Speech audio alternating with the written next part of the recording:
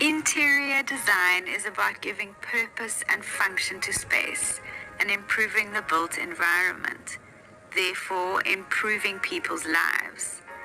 Interior design has gained the status of an independent discipline that involves improving living conditions by creating environments that incorporate aesthetic and technical principles. Interior design helps the growth and functionality and quality within interior spaces. Welcome back to your Module 2. A warm welcome from us here at Shaw Academy. As we begin a new module, let's make sure that you remember what we're all about at Shaw. Our mission here is to provide you with higher education at an affordable rate. With qualifications presented by our experts, we are proud to offer you globally recognized courses to help you master your skill in a practical, interactive, and fun way. We provide real engagement, which results in your success and the ability to reach your goals. I'm sure by now you know that our courses consist of 4 modules with 8 lessons each. We have completed our basic module 1 and we're progressing into our intermediate module, module 2. Once you have completed all your modules 1 to 4, you will obtain your qualification in your diploma in interior design. A warm welcome and a congratulations from me, your course educator Robin Santini, for making it to module 2, as we kick off with what your role as an interior designer is. I hope that you're ready to get into our lesson today, as I'm sure most of you have been eagerly awaiting to get into your module 2. Don't forget to keep up your interaction with Morpheus, as this helps us to improve our answers and assists Morpheus in becoming even more intelligent. Remember, your Morpheus text box is at the right-hand corner of your screen. You'll be able to access your summary notes and webinar slides from your course page under your toolkit. These will be really handy for you as you get to your module assignments. For any of your queries that are not being answered by classmates or Morpheus, please send us an email at support@shawacademy.com and we will get back to you as soon as we possibly can. As we get into today's lesson, The Interior Designer, let's take a look at some of the objectives and learning outcomes for this lesson. We start off by understanding an interior designer's role within the interior design industry. We understand the roles and responsibility of a designer and being able to implement them. We develop our key knowledge in influential designers. And last but not least, we solidify the understanding on how to start your project with a client. That leads us very nicely into our next lesson of the client. So now that you're all caught up, let's dive right into our lesson. Who is the interior designer? By now, you should all have some sort of an idea of what we do as interior designers. But do you know what our roles and responsibilities are? It's important to understand what will be expected from you as an interior designer when it comes to your client, your job, or even the company you work for. So, what is an interior designer? Let's do a little bit of a recap. Pop your answers into your Morpheus text box if you can tell me what an interior designer is. Most of you should be able to answer this question by now. So for those of you who are struggling, an interior designer is someone who applies the design principles and elements to the built environment to improve the functionality and aesthetics within a space. As interior designers, we do this through the use of furniture placement, structural placement, color palette, space planning, and functional decor. From living rooms that are beautiful yet functional to offices that people want to love and work in. Elements such as artworks, lighting, electrical fixtures, window treatments, and floorings must all work together to contribute to an overall look and feel that will satisfy your client's needs. The purpose of interior design is to help grow the functionality and quality of your interior spaces. We do this by combining creativity with our technical elements. Interior design can be broken up into sectors. Do any of you know what these sectors are? Pop your answers into your Morpheus text box. Do any of you know what the design sectors include? Let's take a look. Firstly, we have domestic design, residential design, commercial design, and your hospitality design. Each of these sectors have really unique and exciting aspects to them, which we will look at a little bit later towards the end of your module.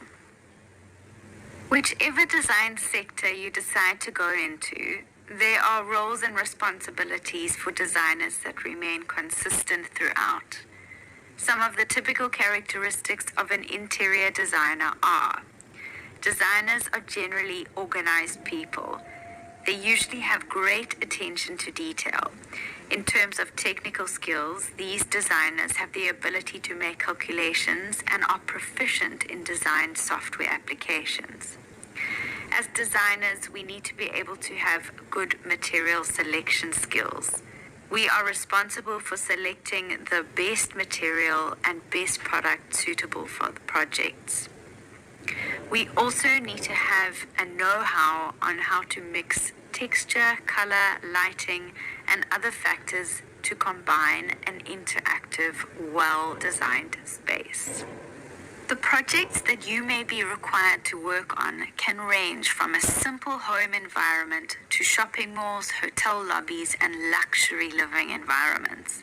The spaces and interiors can be varied, and therefore as a designer, you may choose to work on or in a specific category in a specific design sector. Can you remember the design sectors that we've just spoken about? Let's do a recap. These sectors may include domestic design sectors, your retail design sector, hospitality, or commercial design sector. No matter which design sector or what size project you're working on, there are common threads that a designer is responsible for. Can any of you think what they could be? Let's take a look at the rules that a designer should follow for any given project. Firstly, we need to ensure that the space or interior is attractive. We need to ensure that it's a safe space and practice functional design. The design needs to meet the client's expectation as well as meet the needs of the client and the client's objectives. Let's make sure that we're following by looking at an example. Ryan is a client with a new apartment and he's just made contact with us. Ryan has a home in the desert and would like to make some functional changes to his home as it's attracting way too much heat. You as the designer have been tasked to revamp his apartment. The primary focus of this revamp is to ensure that the apartment is cool and allows for airflow. He has requested that we start off by making a change to his floor finish. Your flooring options are a light carpeted floor or a tiled floor. Which option would you advise your client in going with? Leave your comments in your Morpheus text box. So your option is A, to carpet every room, or B, to tile every room. The correct answer here would be option B, to tile or use a cooler flooring material, something that doesn't retain heat and won't hold onto the sandy and dusty pieces as a carpet would. As we know, our client Ryan has asked us to ensure that his home is cool and airy. It is your responsibility or the responsibility of the designer to research the climate pertaining to your project to ensure that the correct material has been applied to the space. Have we met the standard rules for any design project? Think back at the rules that we've covered and see if we are in line with our rules and responsibilities. Let's take a look. We are supposed to create an attractive space. To create an attractive space, we would need to ensure that we are choosing an attractive floor finish. Are we creating a safe space? We need to make sure that the tile is slip resistant in areas that may attract damp or moisture. We need to meet the client's needs. Have we done this? Yes, we've done this as we've cooled down his space, and that was his primary need. Next, we look at meeting the client's expectation. What was the client's expectation? It was for us to follow his brief in creating a cooler environment. By using a tiled finish, we've achieved his expectation. And lastly, but most importantly, we need to create a functional design. We need to ensure that the tile that we've chosen is functional within the space, which is what we've done. The main function was to cool the space, and we have achieved this. We can safely say that we have checked all our rule boxes. There's obviously a lot that needs to be considered in a renovation of any home, or this home in particular. But right off the bat, we would ensure that we've checked off the main issues with the space, which was to cool down the home. Check, we have completed our task. Let's take a look at what clients or what projects you could find yourself working on as an interior designer. As an interior designer, your client range can be vast and wide. So you could find yourself working with a client in the domestic sector who has asked you to redesign a bathroom, a living room, or a kitchen space, right through to a large corporation where you need to redesign and space plan an entire office floor, right through to a boutique retailer who needs their store branding to harmonize with their store interior. Something that I find really exciting about this line of work is that it is so incredibly flexible. An interior designer typically works on an internal space or internal environment, but is often required to work closely with an architect to ensure that these exterior spaces and interior spaces work harmoniously. As an interior designer and on your own design projects, it's common to be expected to work with an architect. So why do you think interior designers and architects need to work together? It is to create harmony between interior and exterior spaces. There is a big misconception that designers and architects do not work together, but this is very far from the truth. Can anyone tell me why it is important for designers and architects to work in harmony, and therefore why it would be important for the exterior of a building to work in harmony with the interior of a building? Pop your answers into your Morpheus text box. Why is it important that designers and architects work together? So the answer you're looking for is the reason we need to work in harmony with architects is that the exterior and interior of homes or building environments need to flow seamlessly. The first step towards a successful project or project design is continuity. Harmony and continuity between exterior architecture and interior spaces creates special design in its own. The importance of this idea cannot be overstated. When done well, it creates an atmosphere reflecting the lifestyle and personality of the homeowner or your client. The spaces where we live, eat, and sleep impact us on many levels, but primarily the emotional level. We may not understand why it's uncomfortable, but we emotionally register that something may not be right with the space. A lack of continuity is often to blame for the emotional response. The role of the architect and how they function on a project we tackle in a little bit more detail in your lesson 3. For the meantime, we're building an understanding of how we work together. Now we have the basics.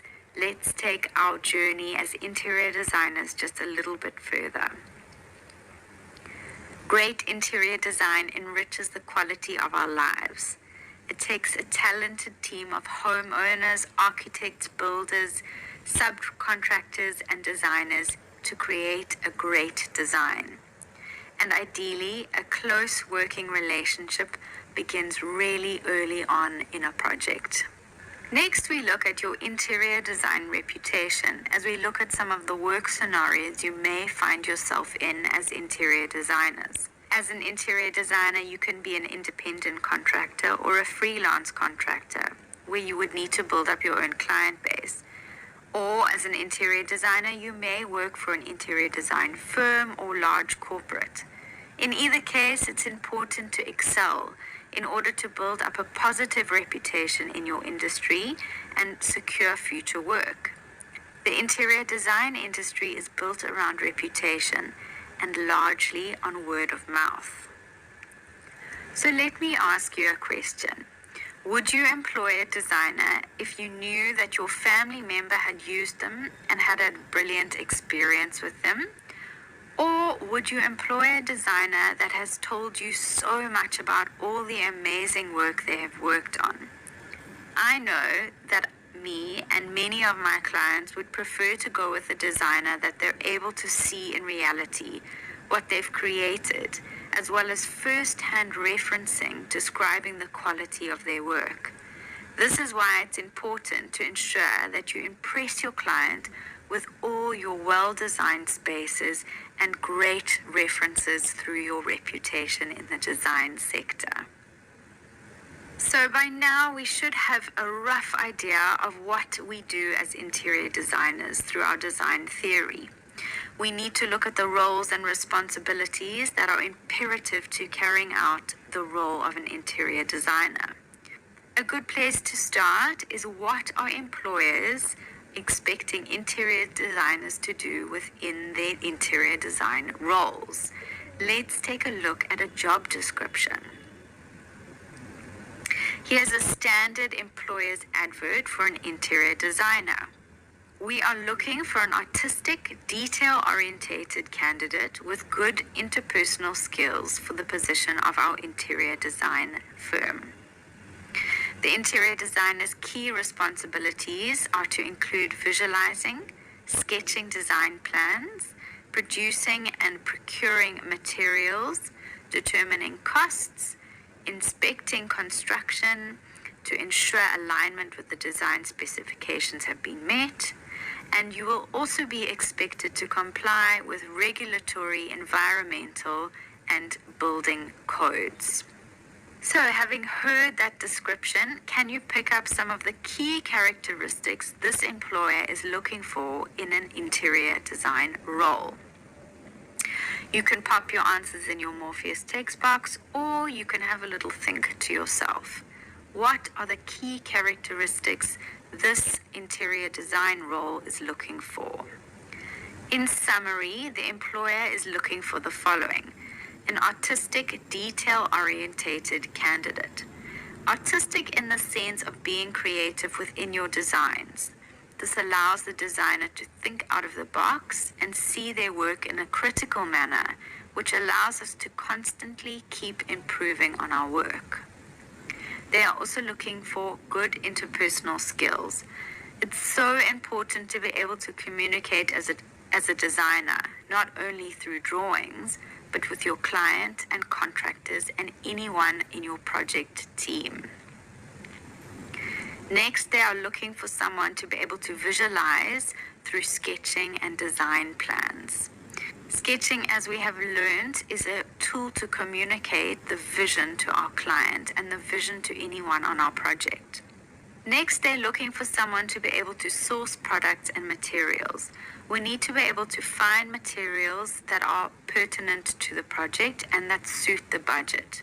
The designer would also need to be able to determine costs and inspect the construction site. They would also need to ensure alignment with the design and that the specifications on a project have been met. And very importantly, the designer is required to comply with the regulatory, environmental, and building codes. So that would be very specific to what city, what region, what country you might be working in. But there are a set of rules and regulations that designers and architects need to follow when carrying out a project. And those are quite easily referenced back to the city and town that you may be working from. These regulations and codes you can obtain from your municipality or council within your region.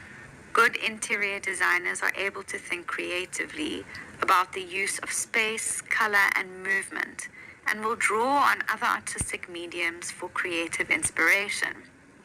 They will be effective communicators with the ability to persuade a client by communicating any design idea. So each company or design role may differ slightly, but there is a standard set of roles and responsibilities that a professional designer should always be ready to do. Here are some of the roles and responsibilities that you as a designer need to have. Firstly, a designer needs to be able to bid on new potential projects. It is the designer's responsibility to outline the client's design objectives and client goals. A key responsibility is to be able to space plan and visualize how the space will be used. The designer is responsible for conceptualizing the project. He or she would need to determine the project cost. A designer needs to set and gauge a project timeline. They will also need to be able to source materials. As the designer, we would be responsible for procurement, so placing orders for furniture or materials. We would be responsible for creating mood boards and sample boards based on the project and the project guidelines. Another one of our responsibilities is drawing development, utilizing computer applications in our design process.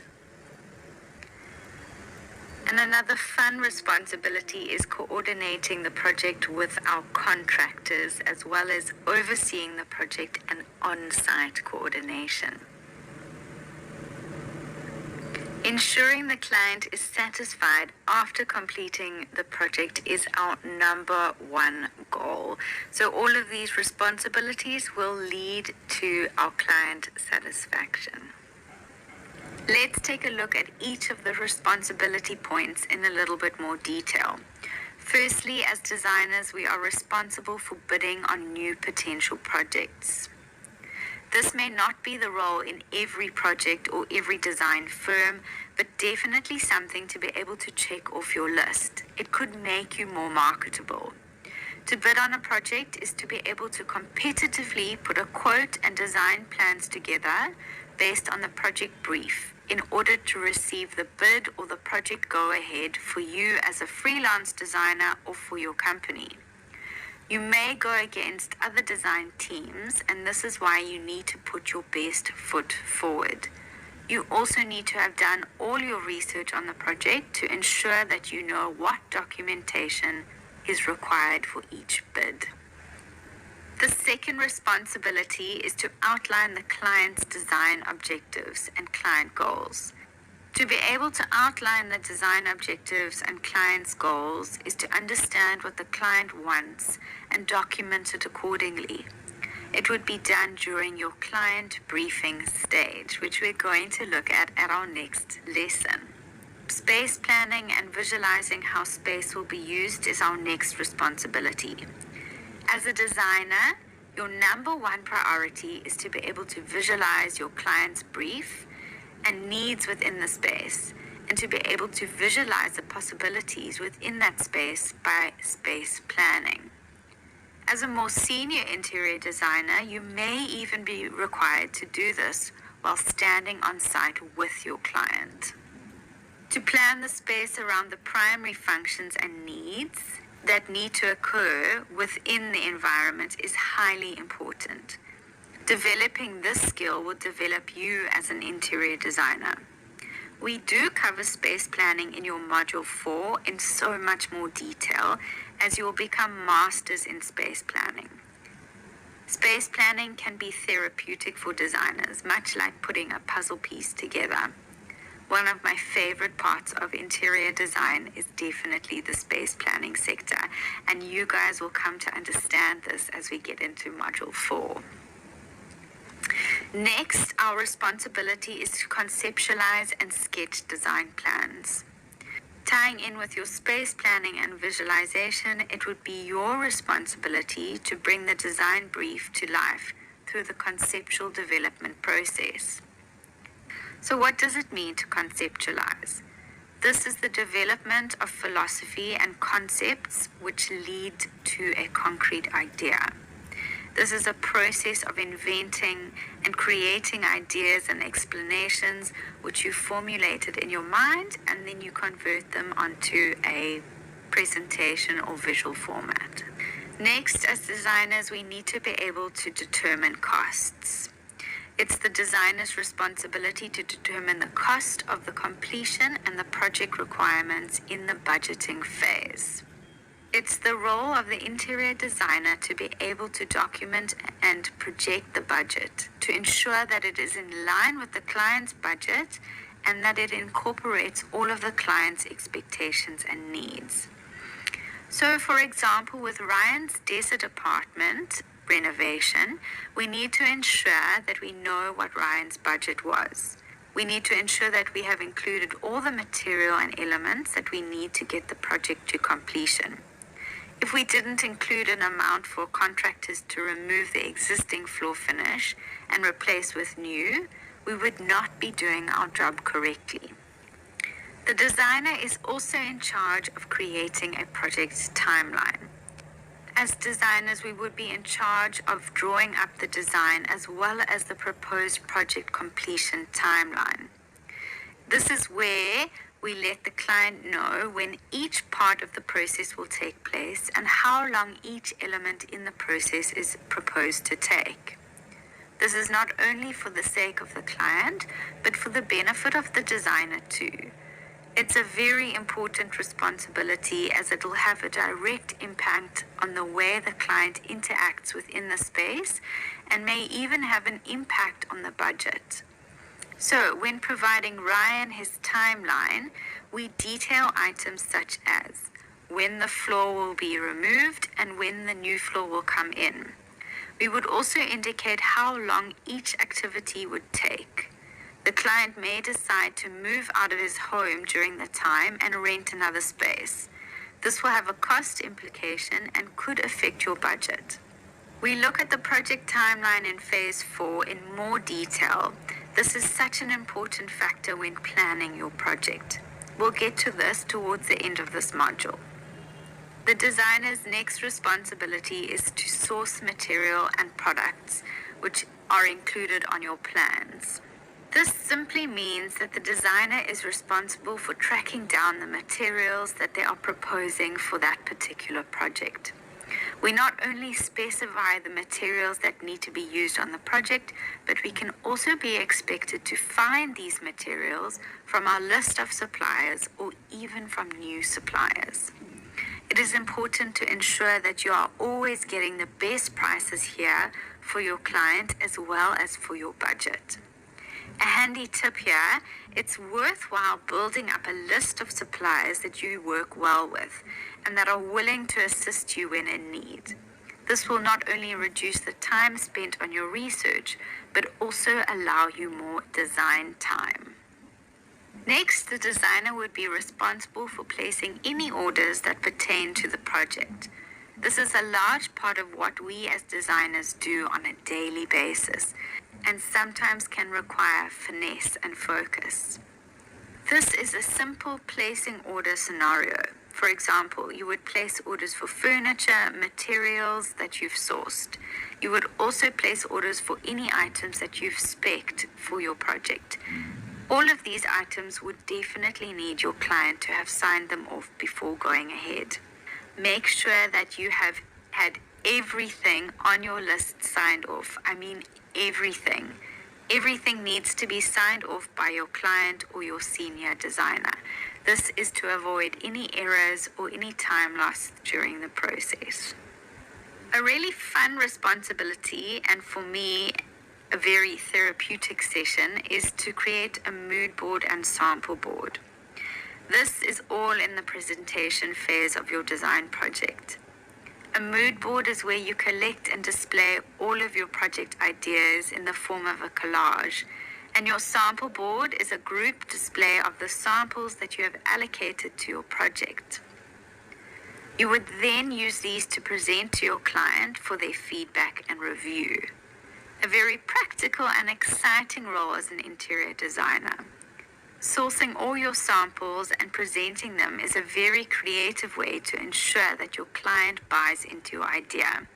So when it comes to Ryan's project, we could collect all the flooring and color samples that we've got proposed for his apartment and digitally or manually create a sample or mood board showcasing these samples.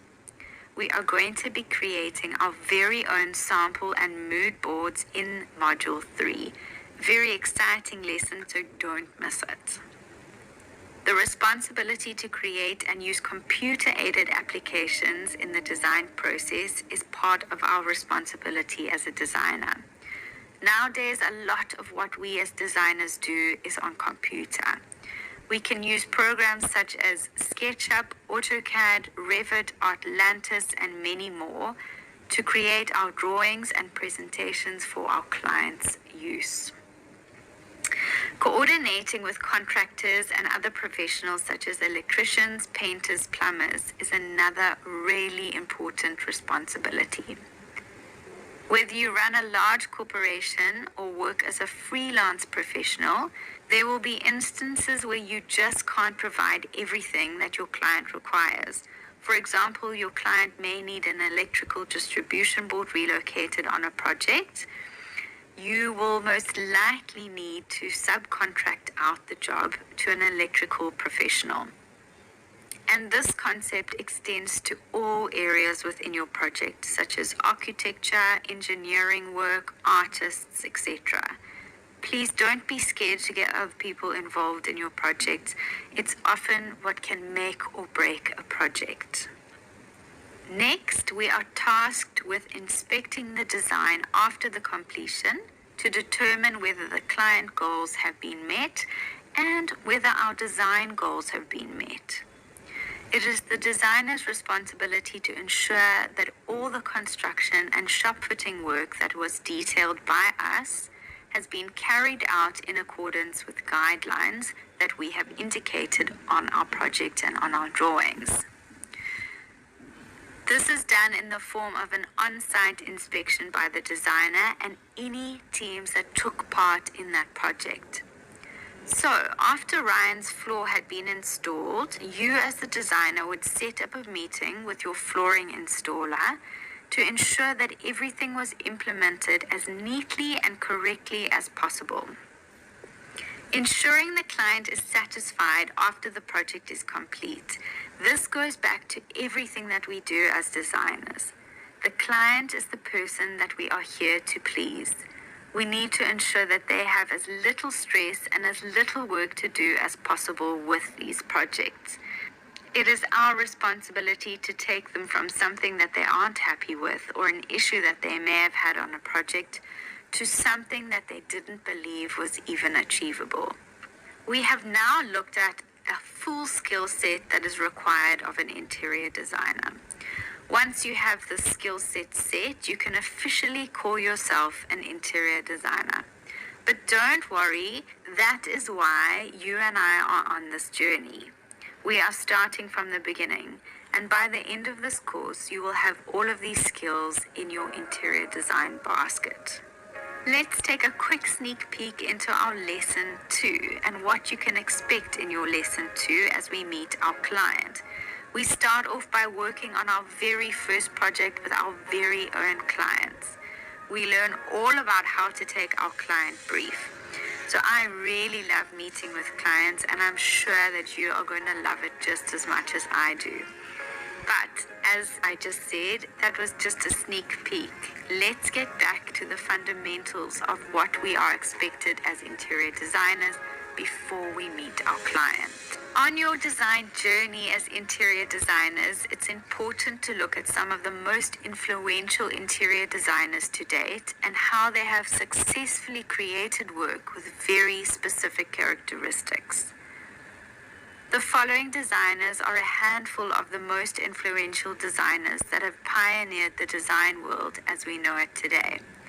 And some of these designers include J. Spector, Arthur Elrod, Ziyech and Cullinan, and last but not least, our Karen Bourne.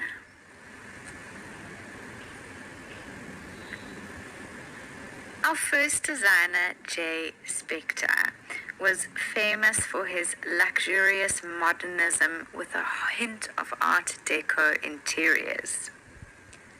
J. Spector was around from 1929 to 1999, and a famous saying that he used to say during this time was, in the 20th century, Art Deco had been the greatest design element. It's our heritage and my inspiration. And this was very clear in his interiors. It's important to look at some of the characteristics of all of these designers' work. Let's start with J. Spector. His work was generally bold, with Asian and African influences. He created a lot of his own furniture pieces, such as sleek sofa chairs with dramatic channels and quilting. He created a lot of his own furniture pieces, such as sleek sofas and chairs, with dramatic channels and quilting details.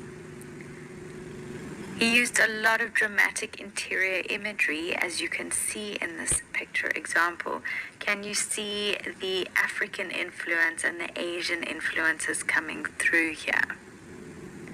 I can also see a lot of the strong, bold colored elements in his interiors. The next designer we look at is Arthur Elrod, who was around from 1924 to 1974. He was known for putting the groove into Southern California by outfitting swinging glass-walled villas for Walt Disney and other famous Hollywood stars. His own Palm Spring residence was designed with architect John Luthner, which is shown in this image on your screen. It was also shown in the issue of House and Garden in 1969.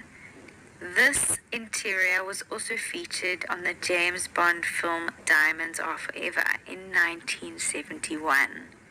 Some of the characteristics of his work include succulent use of colorful interiors, indoor rock piles and beds of tropical plants, and a lot of his interior was furnished with graphic contemporary art.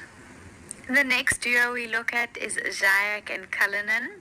They were both partners in life and partners in business. They joined forces in 1966 and were called, amongst other names, the most original designers of their generation. The design duo became design world darlings in the late 1960s, when their work appeared almost consistently on the covers of American Shelter magazine. What made their work so popular at the time? It was the designers' enthusiasm for zesty color and bold patterns. Let's take a look at some of the characteristics of their interiors. Firstly, we see a lot of use of bold color. They are very complex and intricate interiors and used multi-patterned textured elements, creating a feeling of fully contemporary in spirit. One could even give the term to their work slightly saucy. An amazing interior designer to have a closer look at is Karen Bourne. Karen Bourne is a designer that I have been following and looking into for quite a while now. Her story stands as an inspiration for those trying to navigate the world of interior design in this time of the digital age. Her confidence is so apparent and clear through all of her work. Karen believes in evoking a unique soul into every project. Each space is designed with an intention, and her distinct aesthetic is an eclectic, bold, visually exciting, and timeless space. This is one designer to keep an eye on. I definitely do. You can follow her on Instagram, on Facebook, and she's recently put out a new TV series. Go give it a look. We have now covered what the role of an interior designer is and looked at some of the influential designers that have put these roles and responsibilities to practice. Knowing the roles and responsibilities to the design process is key to mastering a design interview or an interior design job, or even just for planning your very own interior design project. With these roles and responsibilities, we're able to put together and execute brilliant and seamless design projects. The next step is putting your first project into play. Do you remember that we covered our project timeline in Module 1? Can any of you remember what our first step was? Pop your answers into Morpheus text box. Can any of you remember what our first step was? Before we end off today's lesson, let's take a look at where we begin and how we start our first project, because the next lesson is all about our first step in our timeline. How do we develop or start our first project? So as we know, in our Module 1, we looked at a high level of a project timeline with all of these steps that need to be included in your project timeline. Do you remember which ones we looked at? We started off with our phase 1, which was obtaining our project brief. We then know that phase 2 is our schematic design, where we gather up all of our relevant information in the form of a site survey. Our phase 3 was our conceptual design development sector, where we started conceptualizing our project. Phase 4 was our construction documentation phase, and this is where a lot of our computer-aided software comes into play. Phase 5 was our construction and maintenance phase, and our phase 6 was our construction and administration phase. Now that we've recapped our project timeline, you are finally ready for lesson 2 of module 2, the client. This is where we tackle the brief and how to create your very own brief for your first project. We're going to break that up and look at how you would begin this project and implement these phases into your very own project with your very own client. Very exciting, guys. Can't wait to get to lesson 2. But before we get to lesson 2, I just want to make sure that you are all with me in this lesson as we do a quick recap. In today's lesson, we looked at what the roles of an interior designer are. We dove into the roles and the responsibility of interior designers on your projects. We looked at the typical work environment for an interior designer and looked at some of the influential designers to date. And lastly, we looked at the steps we needed to take in order to create and start our very own project as we recapped our project timeline. This is really going to solidify the foundation to your next level and your next lesson, lesson 2, as we take on our very first clients and how to create our client brief. Let's take a quick look at our skill progression thus far. As you can see, our critical thinking, elements and principles, and presentational design are really taking movement. Our professional practice and computer-aided software are modules and lessons to follow and something to look really forward to. That being said, let's look at today's challenge. For today's challenge, I want you to research an influential designer that resonates with you. You need to pick a piece of their work and analyze it using your principles and elements of design. We need to understand why that specific piece of work is a well-designed space. While doing this, research further characteristics of that designer in what makes them or that specific designer special or different in what they do. You can hand sketch one of the spaces or photograph the spaces, paste it in your sketchbook, and list all your findings next to the page or your sketch. The challenge we're going to use, or the challenge hashtag for this lesson, is ID Challenge M2L1. And M2 is for Module 2 and L1 is for your Lesson 1. We are officially done with our very first lesson of our Module 2 in Interior Design. Thank you so much for joining me.